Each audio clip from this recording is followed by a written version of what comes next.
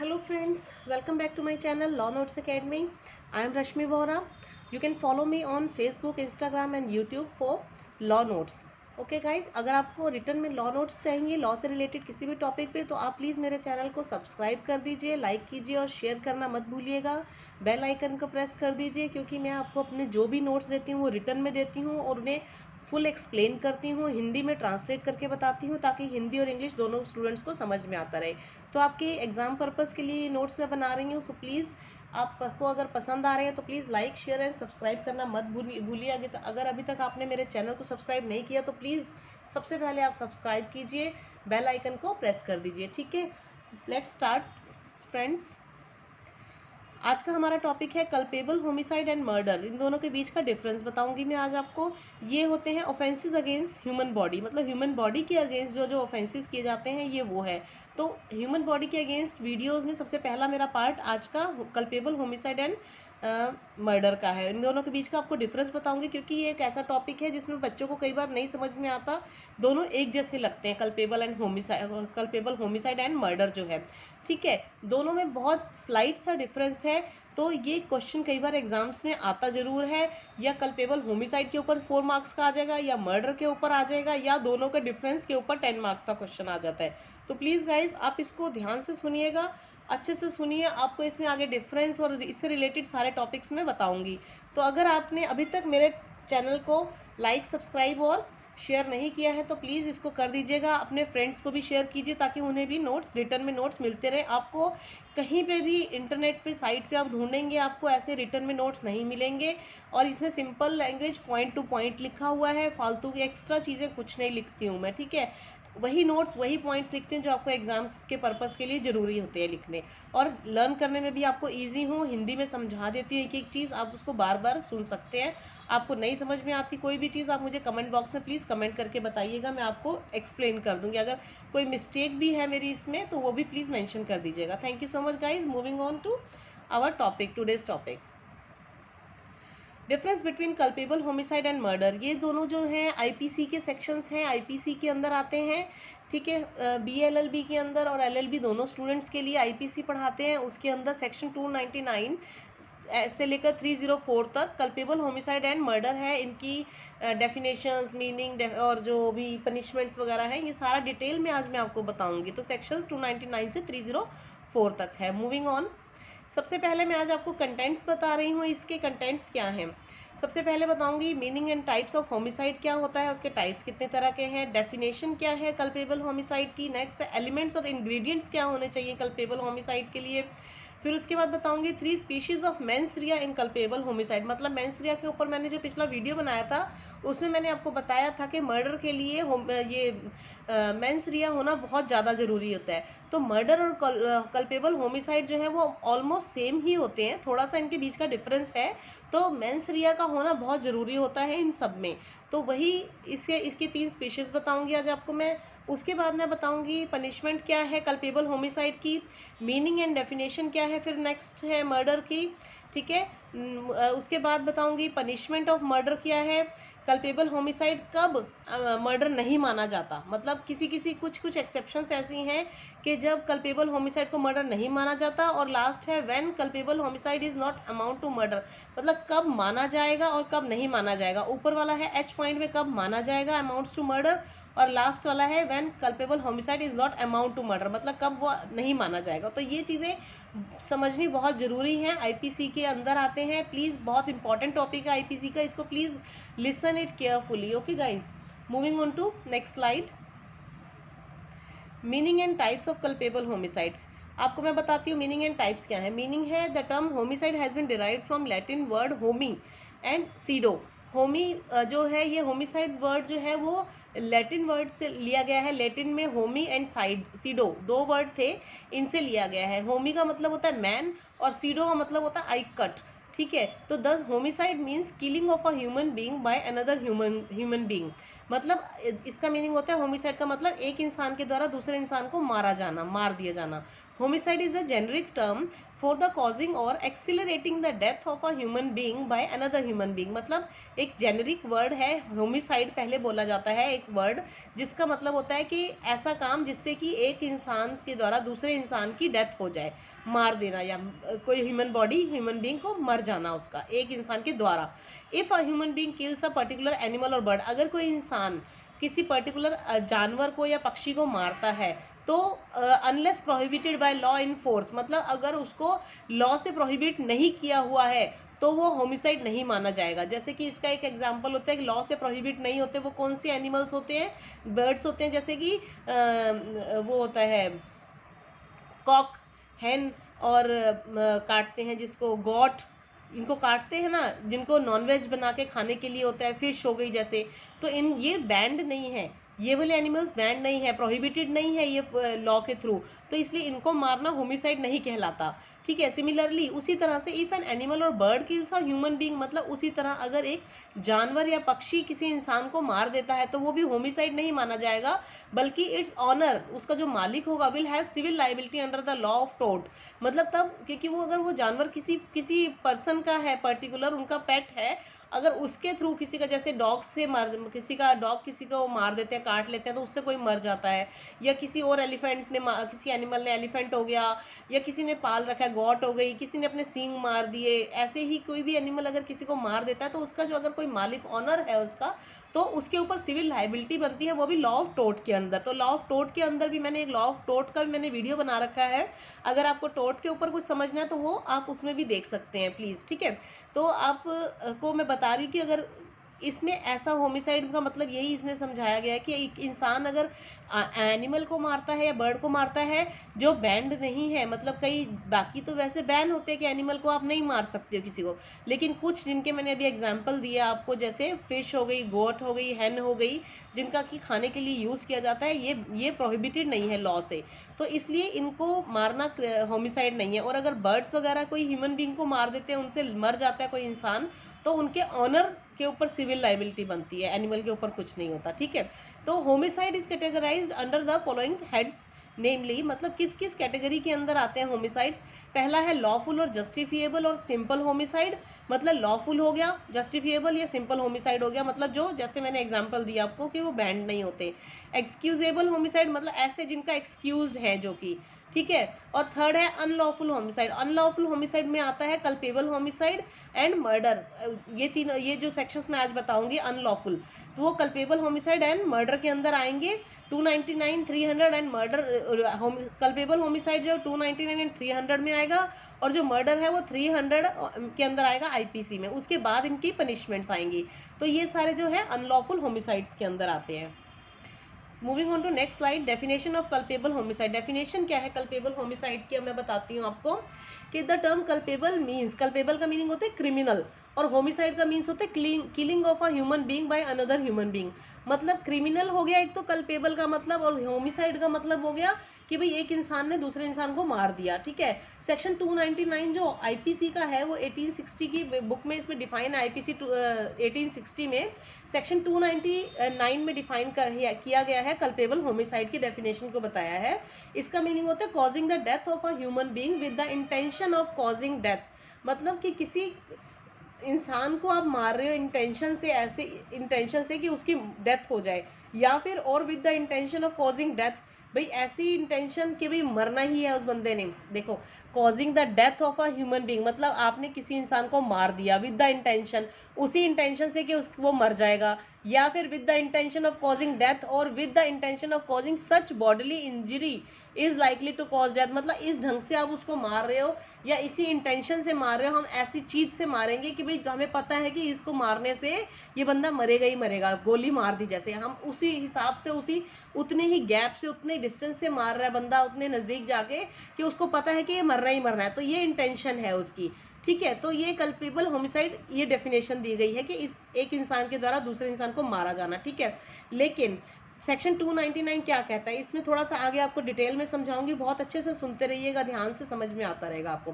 क्या कहता है section 299, whoever एक्यूजेज death by doing an act with the intention of causing death, मतलब कोई भी अगर किसी को मारने के इरादे से ही ऐसा काम करता है डूइंग एन एक्ट मतलब ऐसा काम करता है मारने के इरादे से ही कि भाई वो मर जाएगा, और with the intention of causing such bodily injury, और ऐसी इंटेंशन से, ऐसी सोच रखने से कि भाई हाँ मैं ऐसे बॉडीली इंजरी, ऐसी खतरनाक उसको चोट दूंगा जिससे कि वो मरेगा ही मरेगा, और या फिर विद द नॉलेज, ऐसी उसको नॉलेज है, जानकारी है, that he is likely by such act to cause death, मतलब वो ऐसा काम कर रहा है जिससे कि वो मरेगा ही मरेगा, कमिट कर देता है, वो ऐसा काम कर देता है, तो ऐसा ऑफेंस, ठीक है, जुर्म ऐसा ऑफ कल्पेबल होमी, तो उसको ऐसे जुर्म को कल्पेबल होमिसाइड कहा जाएगा।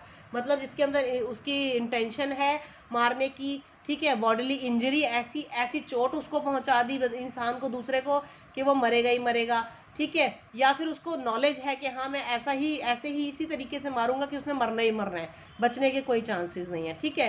तो ऐसे ऑफेंस अगर हो जाता है, इंसान कर देता है, तो वो कल्पेबल होमिसाइड के अंदर आएगा। इसका एग्जाम्पल क्या है, देखिए मैं एग्जाम्पल के थ्रू समझाती हूँ।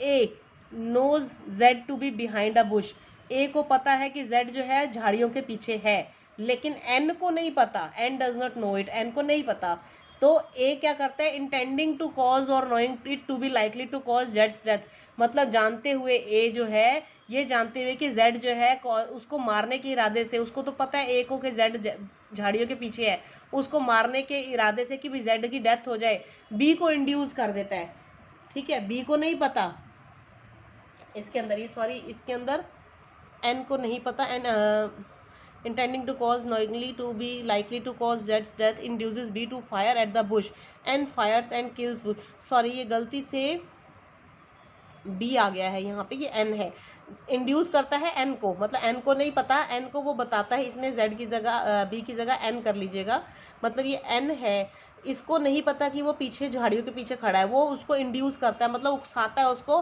कि आप ना झाड़ियों में गोली मारो, झाड़ी में गोली मारो, तो एन जो है वो फायर कर देता है और जेड मर जाता है, मतलब ये एन है, ठीक है, कि वो उसको जो ए है इसको जेड को बोलता है कि आप ना झाड़ियों में गोली मार दो, उसको नहीं पता कि वहाँ कोई इंसान छुपा हुआ है, तो लेकिन जो है एन जो है वो गोली मार देता है, और जो जेड छुपा हुआ था ए को पता था लेकिन एन को नहीं पता था, तो वो मर जाता है Z.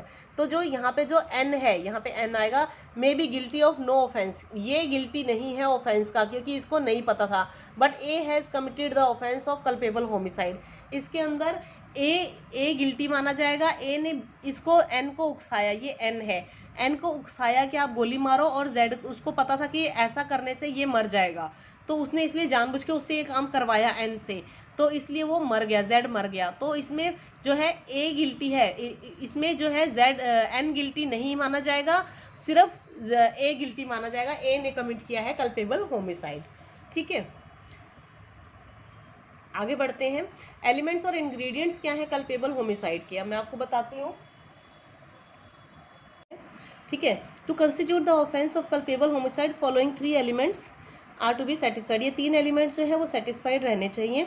Causing of death of a human being, मतलब डेथ होनी चाहिए, डेथ कंफर्म होनी चाहिए कि हाँ इंसान मर गया है। सेकंड है such death must have been caused by doing an act, ऐसा एक्ट होना चाहिए जिससे कि इंसान की डेथ हो जाए। ऐसा एक्ट कौन से, जिसमें कि with the intention of causing death, मतलब मारने के इरादे से ही ऐसा काम किया गया हो। दूसरा with the intention of causing such body, ऐसी इंटेंशन होनी चाहिए कि उसमें बॉडीली इंजरी हम ऐसी कर देंगे जिससे कि डेथ होगी। और विद द नॉलेज, और इस नॉलेज से कि भी जो डॉयर है is likely to by such an act to cause death, मतलब वो इंसान उसको मारेगा ही मारेगा, कि भी जैसा जिस ढंग से वो मारेगा उससे वो इंसान मरेगा ही। तो ये जो इसकी 2 पॉइंट्स हैं, ये 1 और 2 हैं, इसकी 3 पॉइंट्स ये इंटेंशंस होती है और नॉलेज होनी चाहिए ऐसी इंजरी करने की कि भी वो मार भी रहा है, इंजरी भी हो रही है, और ये सच ऐसा एक्ट भी है कि जिससे वो मरेगा ही मरेगा। तो ये चीज़ें होंगी अगर, तभी वो इसके ये एलिमेंट्स हैं उसके कि भी तभी वो कल्पेबल होमिसाइड माना जाएगा, ठीक है। Thus to constitute culpable homicide is it must be proved that the victim is dead, मतलब प्रूव करने के लिए कि विक्टिम जो मर गया है, कंस्टिट्यूट करने के लिए कि कल्पेबल होमिसाइड हुआ है, तो विक्टिम जो है मरा होना चाहिए। Secondly death is caused according to the means alleged, मतलब मरा भी इसी ढंग से उसी तरह से होना चाहिए कि जैसे उन्होंने जिस तरीके से उन्होंने मारा है उसी चीज़ से मरा होना चाहिए।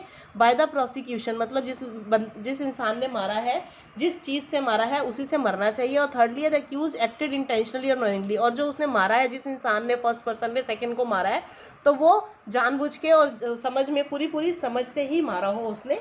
तो ये चीज़ें इसके अंदर इंग्रेडिएंट्स होने चाहिए, ठीक है friends. Moving on to next slide. 3 species क्या है, 3 species of mens rea in culpable homicide. मतलब कल्पेबल होमिसाइड के अंदर 3 स्पीशीज कौन सी होती हैं। फर्स्ट है an intention to cause death, मतलब इंटेंशन होनी चाहिए मारने की। सेकेंड है intention to cause bodily injury likely to cause death, और नॉलेज। ये तीनों पॉइंट्स जो है ये एलिमेंट्स भी हैं, ठीक है, इसके कल्पेबल होमिसाइड के। और 3 स्पीशीज मेंसरिया की भी है। मेंसरिया के अंदर भी यही चीज़ें होती हैं कि मेंसरिया भी होना चाहिए ऐसा करने के लिए, तभी वो माना जाता है। मेंसरिया है, इनकी इंटेंशन का मतलब मेंसरिया है कि भाई उसने मारना ही मारना है। दूसरा, ऐसी चोट पहुंचानी है जिससे वो मर जाए, डायरेक्ट मारना है, या ऐसी चोट पहुंचानी है जिससे वो मर जाए, या फिर उसको पता है जानबूझ के मार रहा है वो पर्सन कि भाई हाँ मुझे पता है ऐसा करने से वो मरेगा, तो उसके ऊपर तो वो एक्यूज कमिट किया उसने ऑफेंस, तो वो क्रिमिनल माना जाएगा, ठीक है, तब कल्पेबल होमिसाइड माना जाएगा।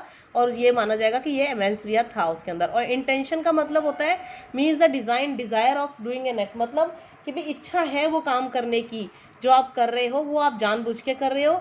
Every act is having its own consequence, her act का, जो भी कोई काम किया जाता है उसका अपना एक वो होता है, कॉन्सिक्वेंस होता ही होता है। मतलब आपने कुछ किया तो उसका रिजल्ट तो आएगा ही। तो इन कल्पेबल होमिसाइड के अंदर जो कॉन्सिक्वेंस होता है वो डेथ होती है।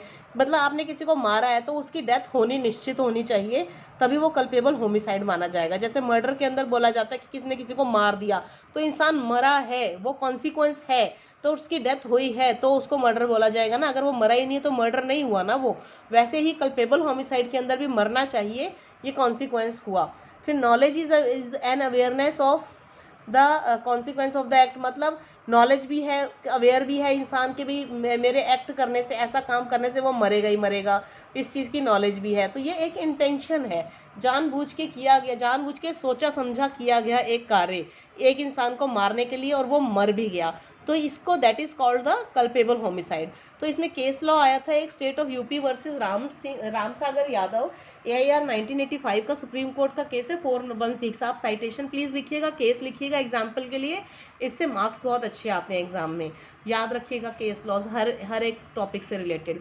इस केस में क्या हुआ था, पुलिस ने अरेस्ट किया था वन ब्रिजलाल को under the false charge of dacoity, मतलब इस इंसान के ऊपर फॉल्स चार्ज लगा था डकैती करने का, and was beaten to death, उसको इतना मारा गया कि उसकी डेथ हो गई, ठीक है। तो सुप्रीम कोर्ट ने कहा कि held that it amounted to culpable homicide, मतलब पुलिस ने उसको मारने के इरादे से नहीं किया था, लेकिन उसको इतनी बुरी तरह से मारा कि उसकी डेथ हो गई। पुलिस को पता था कि हम इस ढंग से इतना मारेंगे कि वो मर जाएगा, फिर भी उन्होंने मारा, तो पुलिस के ऊपर इस चीज़ का चार्ज लगा था, कल्पेबल होमिसाइड का अंडर सेक्शन 304 लगा था इसलिए, ठीक है गाइस। तो ये एक एग्जांपल था इस केस का से रिलेटेड। नेक्स्ट पॉइंट है पनिशमेंट फॉर कल्पेबल होमिसाइड।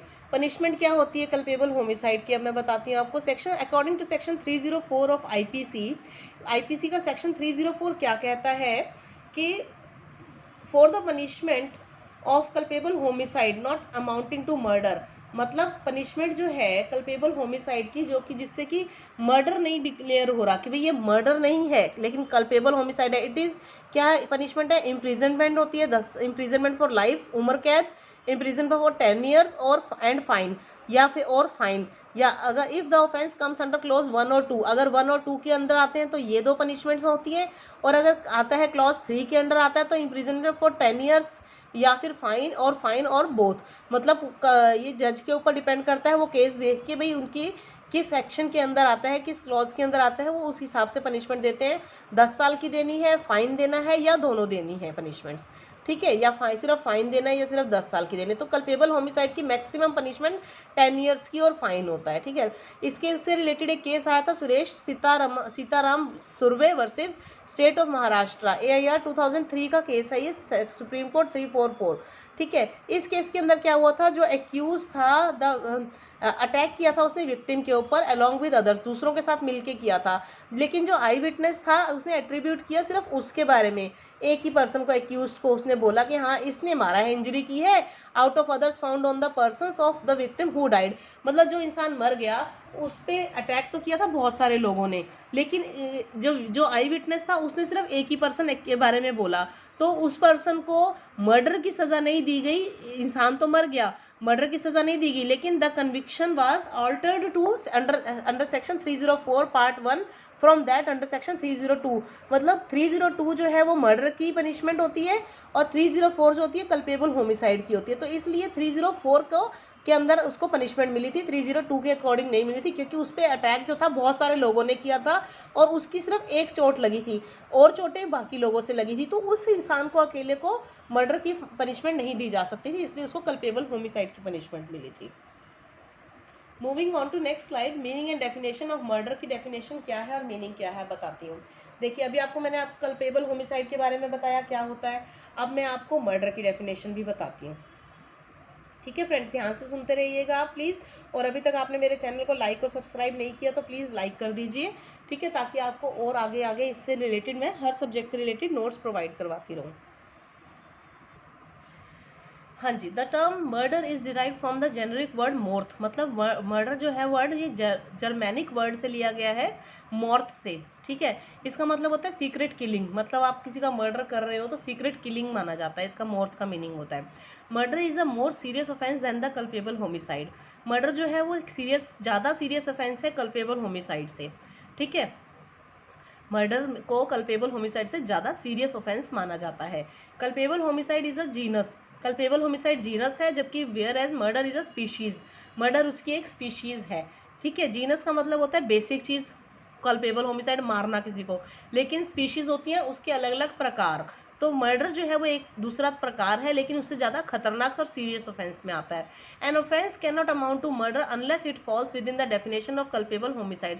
कोई भी ऑफेंस मर्डर नहीं माना जाएगा अगर जब तक कि वो फॉल नहीं करता within the definition of culpable homicide की डेफिनेशन में। कोई भी ऑफेंस मतलब ऐसा कोई भी जुर्म can not amount to murder, वो मर्डर नहीं माना जाएगा, तब तक नहीं माना जाएगा अगर वो कल्पेबल होमिसाइड की डेफिनेशन में आता है। मतलब जो जुर्म कल्पेबल होमिसाइड की डेफिनेशन में आता है वो मर्डर नहीं माना जाएगा, कहने का मतलब ये है।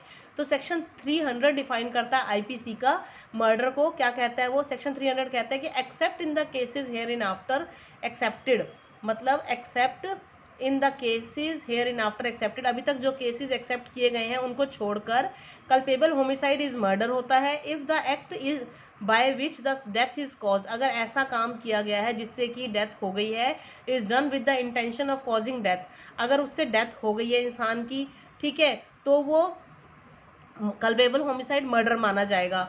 सेकंड है उसमें ये पॉइंट सारे ऐड होने सारे होंगे तभी मर्डर माना जाएगा।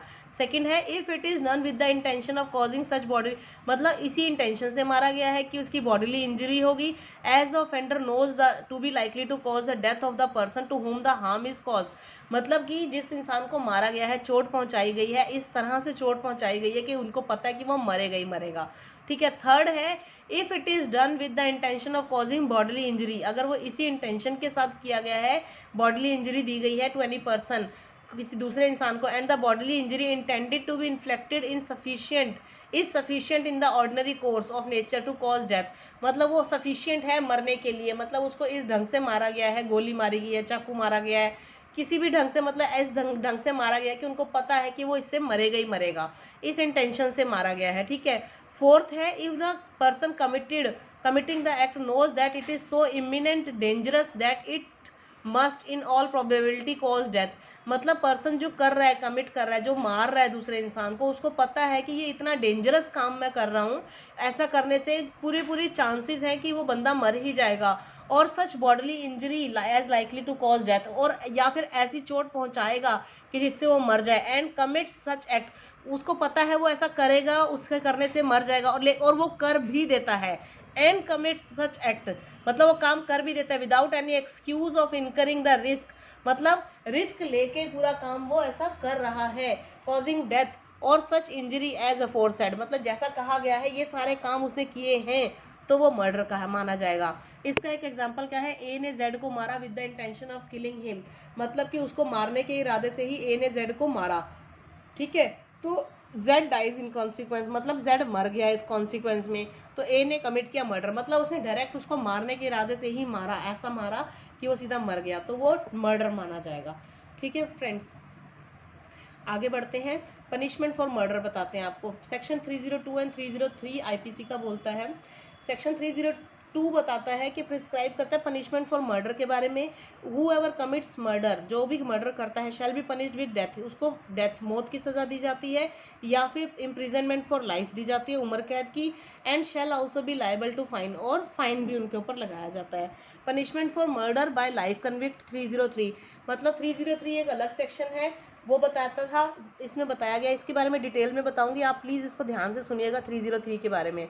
ये इंपॉर्टेंट सेक्शन है, ये आप सुनिए, इसके अंदर सीक्रेट है एक। Whoever being under sentence of imprisonment for life, मतलब किसी इंसान को जिनको 302 की सज़ा मिल चुकी है, कहने का मतलब ये है under sentence of imprisonment for life, जिसको उम्र कैद की सज़ा मिल चुकी हुई है, कमिट्स मर्डर, अगर वो फिर मर्डर कर देता है, shall be punished with death, तो उसको डेथ की सज़ा मिलेगी। कहने पहले इस सेक्शन में ये लिखा गया था कि कोई भी इंसान जिसको इम्प्रिजनमेंट फॉर लाइफ मिली हुई है, वो अगर कमिट कर देता है, फिर से मर्डर कर देता है, तो उसको डेथ मिलेगा। लेकिन फिर बट 303 आईपीसी का था, वो डिक्लेयर अल्ट्रा वायर्स कर दिया गया था एंड वाज स्ट्रक डाउन। ये कह दिया गया था कि आप ये इसके ऊपर, मतलब कई लोगों ने पिटीशन डाल दी थी इसके ऊपर कि ये अल्ट्रा वायर्स है, ठीक है, ये फंडामेंटल राइट्स का जो है आर्टिकल 21 का और 14 का जो है अल्ट्रा वायर्स है, इसलिए उसको स्ट्रक डाउन कर दिया गया था as unconstitutional by Supreme Court in case of कई केसेस में आया था, सुप्रीम कोर्ट ने इसको फिर ultra vires and struck down कर दिया था, अनकॉन्स्टिट्यूशनल डिक्लेयर हो गया था, इसलिए इसको हटा दिया गया। सेक्शन 303 को किस केस के थ्रू हुआ था? मिधु वर्सेस स्टेट ऑफ पंजाब का केस आया था 1983 में सुप्रीम कोर्ट के अंदर, 473 इसका नंबर है। इस केस में क्या हुआ था? अपेक्स कोर्ट ने कहा था कि रिगार्ड्स लाइफ कन्विक्ट, मतलब लाइफ कन्विक्ट मतलब कोई भी होगा जिसको उम्र कैद की सज़ा मिली हुई है, टू बी डेंजरस क्लास, वो डेंजरस क्लास है विदाउट एनी साइंटिफिक बेसिस है एंड दस वायलेट करता है आर्टिकल 14 को, and similarly by completely cutting out judicial discretion it becomes a law which is not just, मतलब ये लॉ बना देंगे अगर आप ऐसे करोगे तो, और वो आर्टिकल 14 के ऊपर उसको वो हो जाएगा, वायलेट करेगा, ठीक है। उसके अंदर क्या है ना कि वो राइट टू लाइफ है, जैसे मतलब जीने का अधिकार सबको है, तो आप डेथ की पनिशमेंट नहीं दे सकते हो, ठीक है ना, क्योंकि जीने का अधिकार सबको दिया गया आर्टिकल 14 के अकॉर्डिंग, तो आप डेथ की पनिशमेंट क्यों दे रहे हो, पहले ये कहा गया। फिर इसीलिए सिमिलरली बाय कंप्लीटिंग उसको जुडिशियल डिसर्शन कर दी गई, फिर उसको एक लॉ बन गया। उन्होंने कहा कि जस्ट और फेयर नहीं है, रीजनेबल नहीं है, with in the meaning of article 21 जो है इंडियन कॉन्स्टिट्यूशन का, उसके अंदर भी नहीं आता ये, तो इसलिए फिर देयरफॉर सेक्शन 303 आईपीसी का था वो ओमिट कर दिया गया था, और आईपीसी के अंदर और जो मर्डर्स थे आर नाउ पनिशेबल अंडर, जो मर्डर्स थे वो सारे 302 के अंदर ही डाल दिए गए कि अगर बहुत घिनौना अपराध अगर कर देते, जैसे रेप कर दिया, रेप के बाद में फिर मर्डर हो गया, मतलब एक ही इकट्ठा ही उन्होंने कर दिया, जैसे कि निर्भया केस में हुआ था, उसका रेप किया, उसका लड़की का गैंग रेप किया, मर्डर किया, सब ने मिल के ये सारे काम किए, उसके साथ और बहुत गलत काम हुए थे उस टाइम पे, तो उन्होंने बहुत घिनौना अपराध किया था। रेयरेस्ट ऑफ रेयर केसेस के अंदर ही फिर पनिशमेंट मर्डर की सज़ा, और इन्होंने 2-3 इकट्ठे क्राइम्स इकट्ठे किए थे, तो वो सारे के सारे की इसलिए उन्होंने कहा इसके लिए इम्प्रिजनमेंट फॉर लाइफ, मतलब उम्र कैद की सज़ा कम है ऐसे लोगों के लिए, तो उसी के अंदर डेथ को भी इंक्लूड कर दिया गया था कि उनको फांसी की सज़ा जो है वो भी 302 के अंदर ही आप इंक्लूड कर दीजिए, स्पेशली 303 के अंदर मत कीजिए कि एक बार उसको उम्र कैद की सज़ा मिली है तभी अगर वो दोबारा मर्डर करेगा तभी उसको आप 303 में की सज़ा, मतलब मारने की सज़ा दोगे, फांसी की सज़ा दोगे, ठीक है। इसलिए उसको 302 के अंदर ही डाल दिया कि भाई एक इंसान, जैसे आजकल हो रहा है बहुत सारे लोगों के साथ में हो रहा है कि पहले उनका रेप कर देते हैं, मर्डर करते हैं, या किडनैप करके मर्डर कर देते हैं, और एक से एक घिनौना अपराध कर देते हैं, तो इसलिए उसको फिर उनकी सज़ा को मर्डर की सज़ा के अंदर ही डाल दिया गया 302 में, डेथ की पनिशमेंट को, ठीक है गाइज। तो ये 303 फिर हटा दिया गया था। ओके, आगे आपको बताती हूँ मैं, कल्पेबल होमिसाइड कब मर्डर माना जाएगा, ठीक है। कल्पेबल होमिसाइड को मर्डर कब माना जाएगा, मतलब amounts to murder provide in the following इन कंडीशंस में माना जाएगा, अगर ये कंडीशन सेटिस्फाइड होती हैं। 2 कंडीशंस क्या है वो conditions? Killing must be accompanied by intention और नॉलेज स्पेसिफाइड इन सेक्शन 300, मतलब अगर सेक्शन 300 के अंदर जो बताया गया है किलिंग वैसे ही होनी चाहिए, उसी इंटेंशन और नॉलेज के साथ में आपने मारा है कि भाई पता है आपको कि ऐसा करने से वो इंसान मर जाएगा। दूसरा, किलिंग उसी हिसाब से ही आपने की है, must not fall with in one और अदर ऑफ द 5 एक्सेप्शंस, मतलब जो किलिंग है उन एक्सेप्शंस में नहीं आनी चाहिए, जो मैंने आपको कल्पेबल होमिसाइड की अभी 5 एक्सेप्शंस पीछे बताई थी उन एक्सेप्शंस के अंदर नहीं आना चाहिए। अगर उन एक्सेप्शंस के अंदर आ जाता है तो इट विल कल्पेबल, तब वो कल्पेबल होमिसाइड माना जाएगा, जो कि मर्डर नहीं होता। ठीक है, तो वो एक्सेप्शंस के अंदर नहीं आना चाहिए, उनसे हट के होना चाहिए और नॉलेज होनी चाहिए। ये दो चीज़ें सेटिस्फाई होनी चाहिए, तभी वो कल्पेबल होमिसाइड जो है वो मर्डर माना जाएगा। ठीक है, तो ये डिफरेंस इनके बीच का है। If the intention is to kill, अगर इंटेंशन मारने की है, एंड द किलिंग रिजल्ट्स, और किलिंग हो जाती है, बंदा मर जाता है, द एक्यूज्ड सक्सीडेड हो जाता है मारने में, मतलब एक्यूज जिसने मारा है वो पर्सन सक्सीड हो गया मारने में, तो तब वो मर्डर माना ही जाएगा। ठीक है, मारने के इरादे से मारा, उसने वो काम भी किया जिससे वो मर जाए और वो इंसान मर गया, तो ये सारी चीज़ें कंप्लीट हो गई ना, तो तभी वो एक्यूज्ड पर्सन, एक्यूज मतलब जिसने जुर्म किया है, वो बंदा तभी एक्यूज माना जाएगा और उसको मर्डर की पनिशमेंट होगी। Moving on to next slide. कब कल्पेबल होमिसाइड जो है मर्डर वो नहीं माना जाता है। अब ये है 5 एक्सेप्शंस, इसकी मैं आपको बताती हूँ। ये है वो एक्सेप्शंस जो अभी मैंने आपको बोले कि इन एक्सेप्शंस के अंदर नहीं आना चाहिए। पहली एक्सेप्शन यही है कि कल्पेबल होमिसाइड मर्डर तब नहीं माना जाएगा अगर ऑफेंडर ने विश किया है, मतलब उसने कोशिश की है, deprived of the power to self control, मतलब उसने सेल्फ कंट्रोल नहीं यूज़ किया, by grave and sudden provocation, मतलब उसको अचानक से उसको प्रोवोकेट कर दिया गया, वो अपने ऊपर कंट्रोल नहीं कर पाया और डेथ हो गई उससे। ठीक है, कल्पेबल होमिसाइड मर्डर तब नहीं माना जाएगा जब इंसान ने अपनी कोशिश नहीं कर पाया, वो अपने आप को रोकने की, सेल्फ कंट्रोल की, by grave and sudden provocation, मतलब उसको जैसे एकदम से बोल दिया जाता है कि वो जानवर आ रहा है, आप उसको मार दो, या वो तुम्हें मार देगा, तुम उसको मार दो, मतलब किसी ने आपको एकदम से सडन प्रोवोकेट कर दिया कि आप उसको मार दो, नहीं तो वो आपको मार देगा, तो उसको सोचने का टाइम नहीं मिला, अपने ऊपर कंट्रोल करने का टाइम नहीं मिला, सडन प्रोवोकेशन हो गया, तो उससे वो मर गया। अगर person of the person who gave the provocation, तो जो जिसने प्रोवोकेशन दी, ठीक है, और causes the death of any other person, तो उसकी वजह से दूसरा इंसान मर गया, पर्सन बाय मिस्टेक और एक्सीडेंट, तो वो मिस्टेक और एक्सीडेंट से माना गया, तो वो एक्सेप्शन 1 ये आएगी, मिस्टेक और एक्सीडेंट से मर गया वो पर्सन, उसने जानबूझ के नहीं मारा, तो वो मर्डर नहीं माना जाएगा, कल्पेबल होमिसाइड माना गया। जैसे मैंने आपको वो बुश वाला एग्जाम्पल बताया था, AZ वाला, ठीक है, कि भाई ए को पता है कि जेड बुश के पीछे है, उसने एन को प्रोवोकेट किया कि भाई आप उसको ना बुश के पीछे गोली मार दो, तो उसको तो उसने ये कहा कि आप मार दो उसको गोली झाड़ियों के पीछे, उसने ये नहीं बताया कि उसके पीछे कोई इंसान छुपा हुआ है। ठीक है ना, तो इसलिए होमिसाइड माना गया और वो ए उसके लिए गिल्टी माना गया, दूसरा नहीं माना गया, एन नहीं माना गया था उस केस में, जेड मर गया था उससे एन के हाथों। ठीक है ना, क्योंकि एन को तो पता ही नहीं था झाड़ियों के पीछे वो छुपा हुआ है जेड, तो वो इसलिए मिस्टेक या एक्सीडेंट से हुआ, तो वो जिसने करवाया है उसके ऊपर कल्पेबल होमिसाइड का सेक्शन लगेगा, चार्ज लगेगा। फिर कल्पेबल होमिसाइड मर्डर कब नहीं माना जाता, अगर किसी इंसान ने गुड फेथ में मारा है, एक्सरसाइज किया है of the right to private defence में मारा है, मतलब अपने आप को बचाने के लिए प्राइवेट डिफेंस में आपको लग रहा था कि ये हमारा मर्डर कर देगा, हमारे फैमिली का मर्डर कर देगा, तो आपने आप सबको बचाने के लिए उस इंसान को मार दिया, ऑफ पर्सन और प्रॉपर्टी को। ठीक है, तो एक्सीड्स कर देता है power given to him by law, अगर वो एक्सीड कर दी पावर अपनी जो लॉ के थ्रू मिली है आपने सेल्फ डिफेंस की, प्राइवेट डिफेंस की, तो and causes the death of the person against हुम he is exercising such right of defence, अगर लेकिन वो पावर अगेंस्ट यूज कर लेता है कि भाई प्राइवेट डिफेंस के अगेंस्ट विदाउट मेडिटेशन, मतलब बिना सोचे समझे उसने कर दिया, and without any intention of doing more harm, मतलब उसकी कोई इंटेंशन नहीं थी ज़्यादा मारने की, than necessary for the purpose of defence, मतलब उसकी मर्डर करने की इंटेंशन नहीं थी उसकी, और उसको सोच नहीं पाया वो इस चीज़ के बारे में, सेल्फ डिफेंस कर लिया उसने अपने आप को, उससे गोली चल गई कि हाँ मैं मार तो, लेकिन उसको ये नहीं पता था कि वो मर जाएगा उससे। ठीक है ना, तो ये एक्सेप्शन मानी जाएगी इसके अंदर, सेल्फ डिफेंस के लिए जब मारा जाता है। ठीक है, तो वो मर्डर नहीं माना जाता। मतलब कौन कौन सी चीज़ें हैं जब आप इसके थ्रू, किसी इंसान के थ्रू दूसरा बंदे का मर्डर हो जाता है, डेथ हो जाती है, तो वो मर्डर नहीं माना जाता।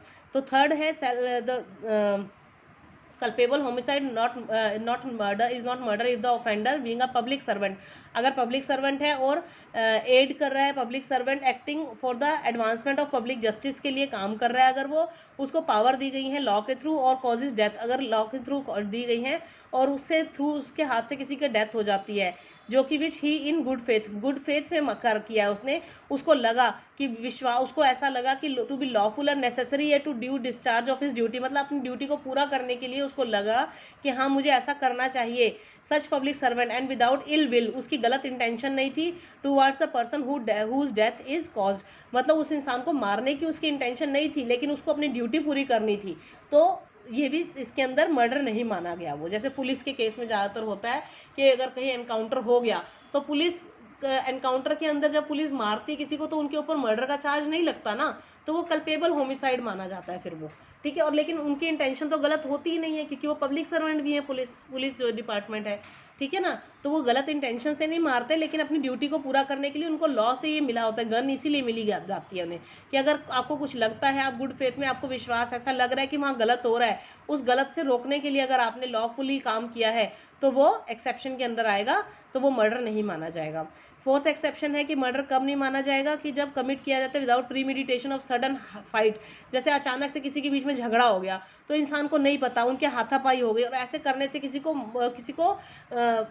मर्डर हो जा, किसी की डेथ हो जाती है, हीट पैशन हो जाता है अपॉन अ सडन क्वारल, मतलब अचानक बहुत झगड़ा बढ़ जाता है, उसके अंदर किसी को मारने पीटने से किसी की डेथ हो जाती है। तो offender having taken due advantage और एक्टेड इन क्रूअल और अनयूजुअल मैनर, मतलब अचानक से ऐसा हो जाए, वो जानबूझ के मारने नहीं आए थे किसी को, आपस में सड़क पे झगड़ा हो जाता है, किसी का कुछ ऐसा हो जाता है, किसी को चुप कराने के लिए किसी का मुंह दबा दिया जाता है, ठीक है ना। तो ऐसा टीवी में एक केस में मैंने देखा था कि उसके अंदर किसी को चुप कराने के लिए शोर मचा रहा था एक बच्चा, उसको चुप कराने के लिए उसका मुंह दबा दिया कि नहीं नहीं तुम शोर मत मचाओ, नहीं तो मेरी बदनामी हो जाएगी, ठीक है ना। उसने कहा कि मैं इसको समझाने जाता हूँ कि ये कुछ ना मेरे बारे में शोर ना मचाए, उसने शोर मचाना शुरू किया, तो उस आदमी ने उस बच्चे का मुंह बंद कर दिया कि नहीं नहीं तुम शोर मत मचाओ, नहीं तो मेरी बदनामी हो जाएगी, मैं इसको चुप करा के चला जाऊंगा। लेकिन उस इंसान को नहीं पता था कि वो मर जाएगा उससे, मुंह बंद करने से उसका।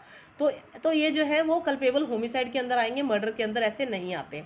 फिफ्थ एक्सेप्शन क्या है, culpable homicide not murder when the person whose death is caused, जब किसी इंसान की जब डेथ हो जाती है जिसकी being above the age of 18 years, अगर वो 18 साल से ऊपर है, सफ़र होती है डेथ और सफर्स डेथ और takes the risk of death with his own consent, अगर कोई इंसान अपनी मर्जी से ऐसा रिस्क ले लेता है जिससे उसको पता है कि मेरे डेथ हो जाएगी, लेकिन वो अपनी मर्जी से ऐसा काम कर रहा है, 18 ईयर्स के ऊपर है, ऐसा रिस्क वाला काम कोई करता है, तो वो मर्डर नहीं माना जाता है फिर, ठीक है। तो ये 5 एक्सेप्शंस थी फ्रेंड्स, ठीक है, आपको समझ में आ गई होंगी।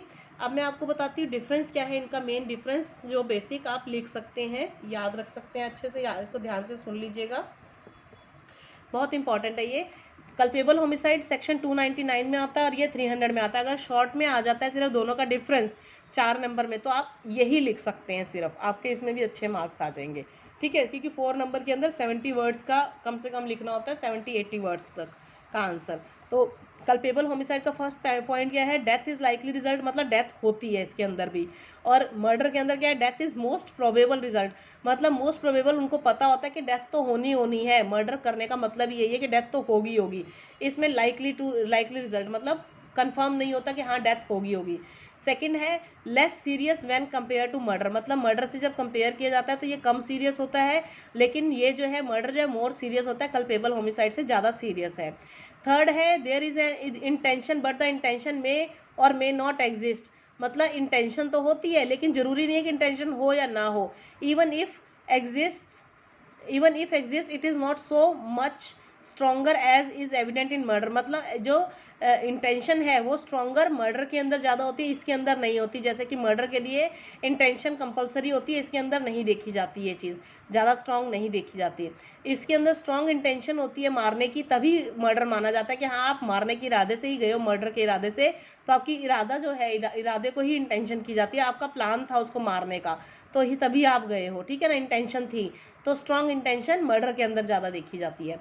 फोर्थ पॉइंट है every culpable homicide is not murder, हर कल्पेबल होमिसाइड जो है मर्डर नहीं होता। It may or may not amount to murder, जरूरी नहीं है कि वो मर्डर ही माना जाए, लेकिन हर मर्डर जो है कल्पेबल होमिसाइड ही होता है, ठीक है, क्योंकि उसके अंदर भी डेथ होती है।